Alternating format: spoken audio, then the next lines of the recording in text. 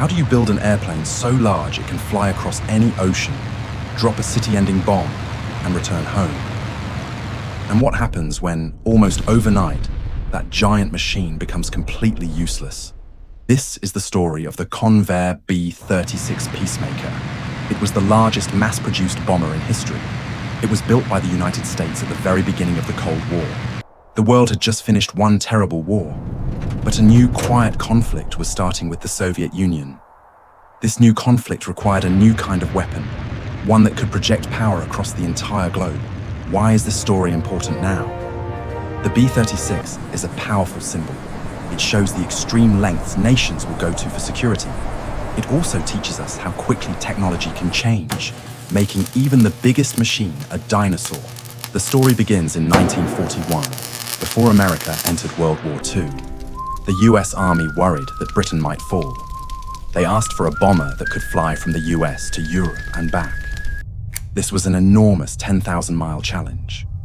Building the plane, named the B-36, took many years. The first prototype did not fly until after the war was over. By then, the enemy was no longer Germany. The new mission was to carry atomic bombs. The B-36 was huge. Its wings were over 230 feet wide.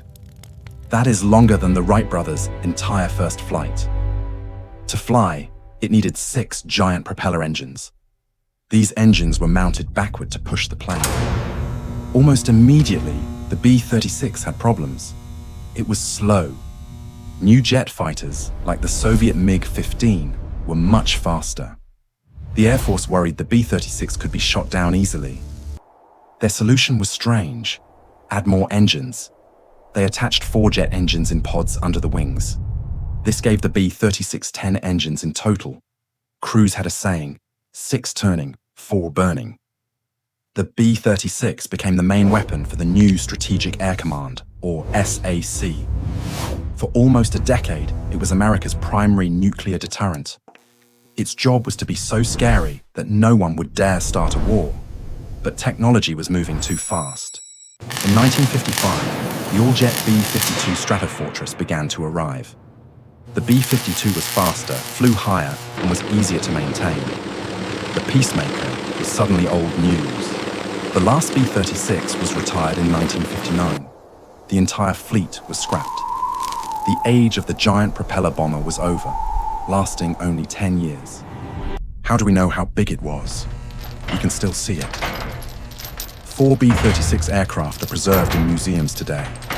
The plane's official specifications are confirmed by its manufacturer, Convair, and US Air Force documents. B-36's nuclear mission was confirmed by the Air Force itself. Declassified documents from the Strategic Air Command show mission plans.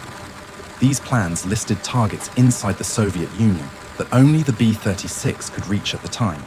Reports about the plane's many problems are also well documented. Air Force maintenance logs from the 1950s are filled with engine trouble. A 1950 article in Aviation Week magazine reported that crews found the complex systems very difficult to manage. The famous phrase, 6 turning, 4 burning, came directly from the crews. It was reported in numerous pilot memoirs and unit histories. This confirms the hybrid engine design was a major part of its identity. The plane's cost was a matter of public record. Congressional budget hearings from 1949 show intense debate over the B-36 program's high expense. Each plane cost over $4 million, an enormous sum at the time. Not everyone believed the B-36 was the right choice. In 1949, a major debate started, known as the Revolt of the Admirals. Top Navy leaders argued that the Air Force's B-36 was a waste of money. They alleged the plane was a billion-dollar blunder. They believed giant aircraft carriers were a better way to defend the country. The Air Force argued back. They said only a long-range bomber like the B-36 could deliver the new, heavy atomic bombs. They claimed the Navy just wanted more money for its own projects. There was also uncertainty about the plane's real ability. The Air Force claimed the B-36 could fly at 40,000 feet, safe from enemy fighters. But some reports suggest that in a real mission, loaded with bombs, it struggled to fly that high. Today, Some historians argue the B-36 was a necessary step. Others believe it was a flawed design that cost too much. The truth is likely somewhere in the middle.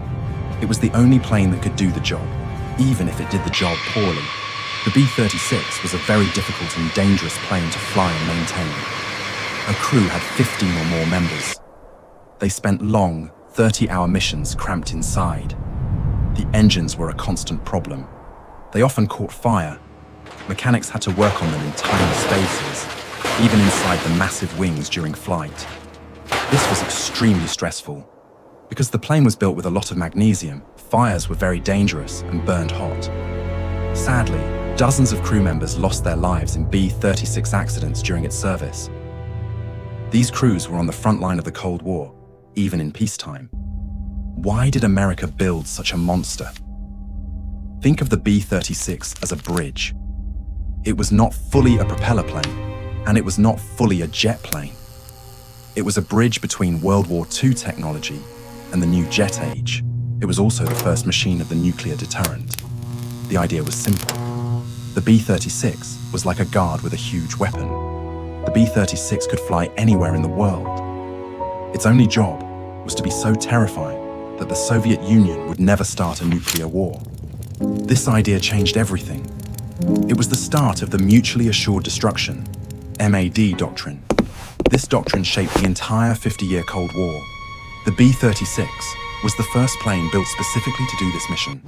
Its story shows a key lesson in technology.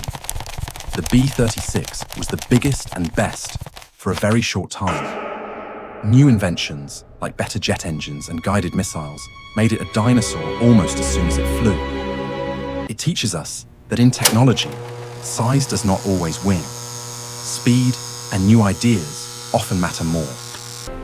We know the B-36 Peacemaker was the largest bomber ever put into service. We know it was designed to carry nuclear weapons and was the core of America's defense in the early 1950s. We also know it was expensive, troubled, and quickly replaced.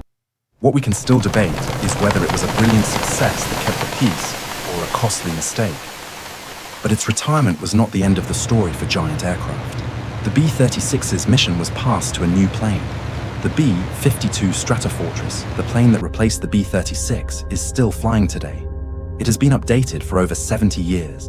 This shows the idea of a long-range bomber is still very important to air strategy. The B-36's body also had a future. A cargo version called the C-99 was built, but it was not a success. However, the idea of a giant military transport plane continued. It led directly to planes like the C-5 Galaxy. Some technology from the B-36 was even used in stranger projects. The Air Force built a B-36 that carried a nuclear reactor. This atomic airplane never flew under nuclear power, and the idea was abandoned as too dangerous. The B-36 Peacemaker was a machine of its time, enormous, powerful, and flawed. It was a 10-engine dinosaur that ruled the skies, just before the dawn of a new age. The plane that replaced the B-36 was so successful, it is still flying. To understand why, watch our next video on the B-52, the 70-year-old bomber that won't retire.